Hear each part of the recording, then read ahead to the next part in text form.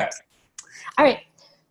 So just overall, what is your opinion on having like a personal advisory board or accountability? For myself, can you give me a little more context? No, just overall. What do you think about personal advisory boards and accountability? For myself though? Yeah. Oh, okay, okay. Um, I think it's always good to have people to solicit for feedback and uh, creative direction, whether that's a formal board or just friends or acquaintances. Um, I think everyone needs it in some form.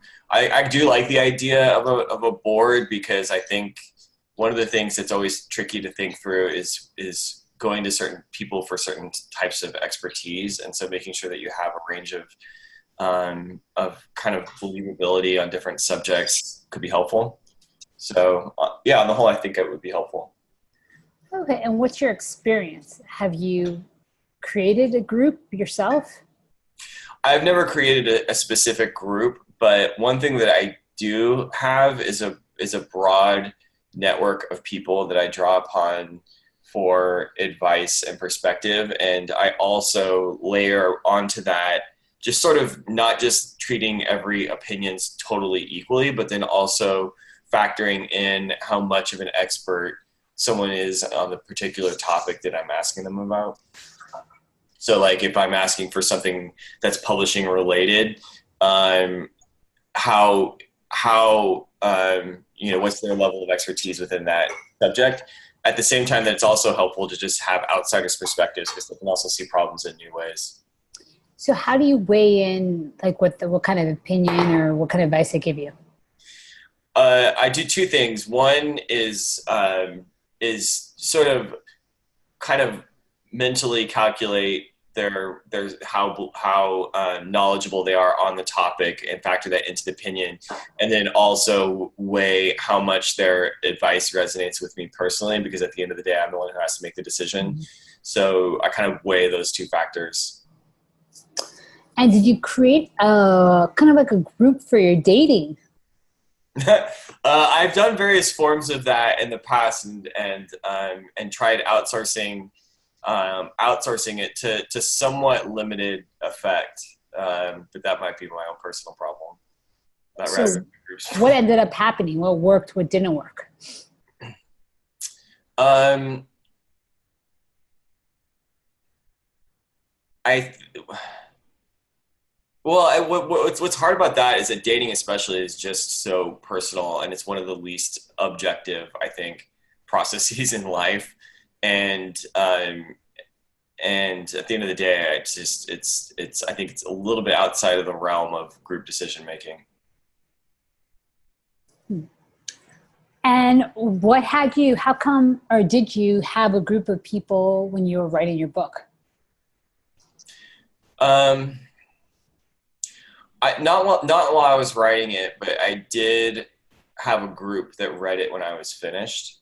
And what I was looking for there was a group of people who, with a range of backgrounds and and familiarity with the publishing process. Everyone was a writer, and so everyone kind of knew writing, but they all just everything from somebody who is not yet published to someone who's a big best-selling author, and just wanted a range of inputs.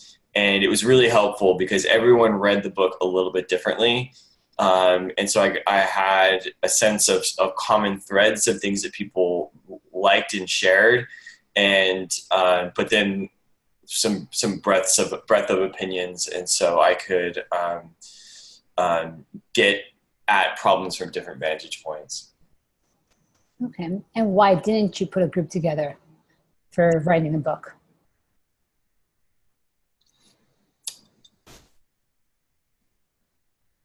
When it comes to writing, I think there can be a challenge of having too many cooks in the kitchen. It's already complicated enough to go and write a novel. And until while it's sort of half baked and not fully formed, it's just too just not ready for feedback. I feel like novels are such a singular individual vision in the course of being written that I just don't think it'd be helpful to have too many opinions too soon before it's really finished, or at least before the first draft is finished. I will definitely not use that for yourself for your program coming up. Well, no. I mean, that's different. So like, okay, so let me make some distinctions. What I mean there is less that it's more creatively. I think too much feedback too soon could hurt. I do think that writers could really benefit from the accountability and support of a writing group, especially before they get the hang of what it takes to write a whole novel. And when I was writing my first novel and just starting out, I would have found it extremely valuable to have a group I could talk to just commiserate on the struggles of the writing process. Just like, am I crazy doing this? Am I doing it the right way? Am I writing too slow? Am I writing too fast? And just having people to bounce that around with would be enormously helpful. And but I don't know that necessarily means getting too much feedback on the literal thing you're writing. I think is less the thing and more about getting it out there. And I would maybe trust one or two people to provide that feedback, but I think too many opinions too early could overwhelm you. So have you ever used an accountability or support group to achieve any goals in your life?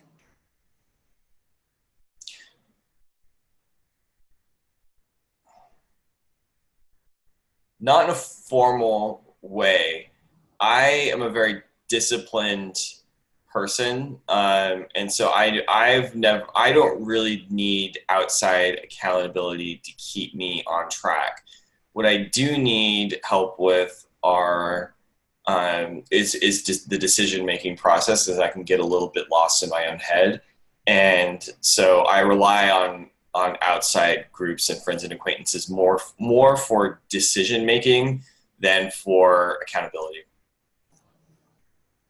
And why do you think you're so disciplined? I don't know. I think it's just part of my character. My dad is a farmer, and so I grew up watching somebody get out of bed at 4 a.m. and working all day long, and it's just really woven into my family that you get things done, you work hard, and you kind of hold everything to a high standard. And any support groups that you've entered? What about when you got a divorce? Anything? No, I mean, maybe that would have been helpful, but no, I pursued a little more individual path there. I mean, I went to therapy, and I definitely sought solace and support from my friends and made new friends and things like that. But I didn't join like a formal group to go through that process. So you've never really kind of joined any group? Not really a joiner. So why do you think that is? I told you that before I decided to do landmarks. I'm just not a joiner.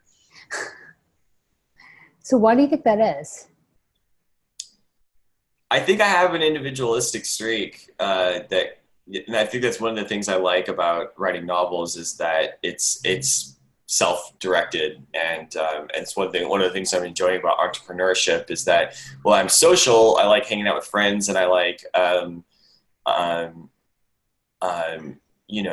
feedback and support. I kind of like to be on my own schedule and doing my own things and doing things my way. You're actually the second person I've interviewed that is like that, and they both quoted their dad. Oh, really? Yeah. No, it's good to everyone's not going to fit it, so then you got to talk about why some people don't fit in, why. Hmm. And so what do you do for like, do you think going on it your own took more time, or could have it sped up the process? Or do you think you're OCD or stubborn, or any of those apply? Um, I'm not OCD in the clinical sense. I do get very like obsessive about tasks, finishing tasks, and I'm very. Continue on. This is the same conversation as the other guy. Oh, really? Yeah. Yeah. So I'm very disciplined and very. I stay on track, and when I set a schedule, I stick to it. Um, Then you have your whole week planned out. yeah, yeah, and I do it. I don't slack off. I don't not do something because I don't feel like it. I stick to the plan. And I work a lot. I mean, I schedule my days from 9 to 11. Um, and that's not always working. Sometimes I'm socializing and things like that, but I have everything scheduled. Um, I So think you don't actually move like calendar surf, you know how like they like move something into the next day. You don't do that. oh, I mean, if I will, if I'm really hitting a wall, and I have a gap in the schedule, or if someone wants to hang out last minute, I'm not so rigid that I'm going to say no. I have to stick to my schedule. No, I'm flexible in that sense, but it's a pretty high bar for moving it. And if I move it, it just means I'm doing it later. It doesn't mean I'm not doing it. Um, yeah. Hmm. Um, and why do you think I asked you this, but why do you think you're like that? Did you ever think about it, or What why do sign? you think you're like that? Like you're very individual, like you don't rely on others. Like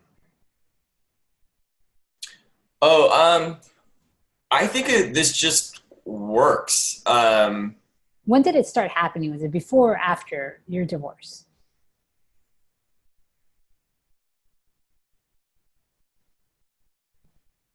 I've gotten steadily more disciplined and more organized through time. I think early in my 20s, I think I kind of reacted against the organization of my family and the sort of rigid kind of nature of that. Until now, I've kind of gotten even almost more extreme than they have. I think that I just see the wisdom in being very organized and disciplined. We have a limited time on this earth. We have limited waking hours, and there's only so much that you can really do in that time. And if you want to do things that have a high impact, it pays to maximize the time you spend. And you have to be smart about it, because that can be a recipe for burnout and for over engineering your own life, and kind of you don't want to eliminate spontaneity and things like that. But at the same time, um, like wasting time is just doesn't you don't get it back. And I find that I'm much happier when I'm working extremely hard to the point of almost exhaustion. I'm actually happier than when I'm extremely well rested and just not doing anything that's adding up to anything. So, um,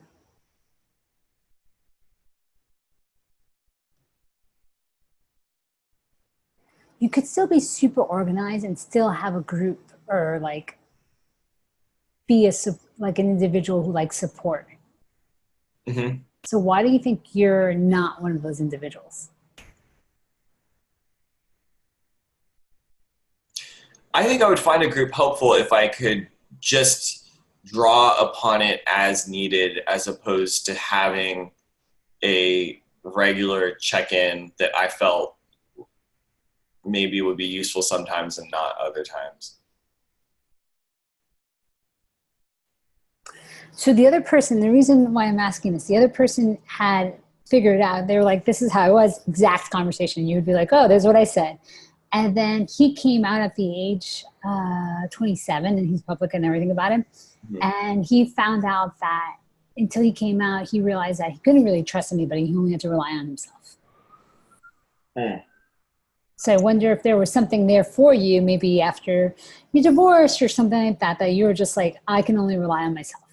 Like there was, Actually, I mean, I had the opposite experience after my divorce. I mean, I feel like during my divorce, I had, or during my when I was married, I had kind of retreated from the world a bit, relied on my wife for a lot of socializing and for feeling more connected. I kind of not invested enough in friendships, and which I think can happen when people get into relationships. It becomes easy to kind of just sort of go home and talk to your significant other and not spend as much time with outside friends. And then when I got divorced, all of a sudden, not only was I getting divorced, but I hadn't cultivated a lot of friendships that I could then really rely upon.